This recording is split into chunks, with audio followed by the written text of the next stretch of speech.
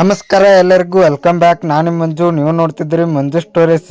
Friends, ಇವತ್ತು IPL 2025ನಲ್ಲಿ ನಮ್ಮ ಮೊದಲನೇ ಪಂದ್ಯ ಆದ ನಮ್ಮ RCB ಮತ್ತು KKR ಮಧ್ಯೆ ಮ್ಯಾಚ್ ನಡೀತಾ ಇದೆ.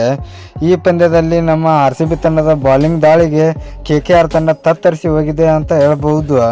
ಹೌದು, ನಮ್ಮ RCB ತಂಡ ಈ ಪಂದ್ಯದಲ್ಲಿ ಮೊದಲು ಟಾಸ್ ಗೆದ್ದು ಮೊದಲು ಬಾಲಿಂಗ್ನ ಆಯ್ದುಕೊಳ್ಳುತ್ತಾರೆ. ಬಾಲಿಂಗ್ ಆಯ್ದುಕೊಂಡು ಉತ್ತಮವಾದ ಬಾಲಿಂಗ್ ಮಾಡುತ್ತಾರೆ ಅಂತ ಹೇಳ್ಬಹುದು. ನಮ್ಮ RCB ತಂಡದಲ್ಲಿ ಮೇನ್ ಆಗಿ ಕೃಣಾಲ್ ಪಾಂಡ್ಯ ಅವರು 3 ವಿಕೆಟ್ಗಳನ್ನು ತೆಗೆಯುತ್ತಾರೆ. ಅಷ್ಟೇ ಅಲ್ಲ, ಜೋಸ್ ಜಲುಡ್ ಅವರು ಕೂಡ 2 ವಿಕೆಟ್ಗಳನ್ನು ತೆಗೆಯುತ್ತಾರೆ.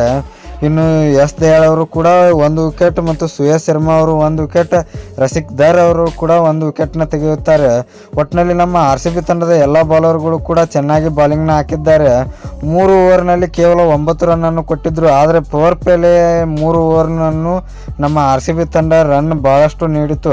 ಹೌದು, KKR ತಂಡ ಪವರ್ ಪ್ಲೇ ಮುಗಿಯುವಷ್ಟರಲ್ಲಿ 69 ರನ್ನನ್ನು ಚಚ್ಚಿ ಬಿಸಾಕಿದ್ರು.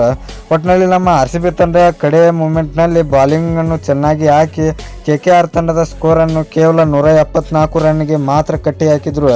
ಈಗ ನಮ್ಮ RCB ತಂಡ ಈ ರನ್ನನ್ನು ಆರಾಮಾಗಿ ಚೇಸ್ ಮಾಡ್ತಾರೆ ಅಂತ ಹೇಳ್ಬೋದು.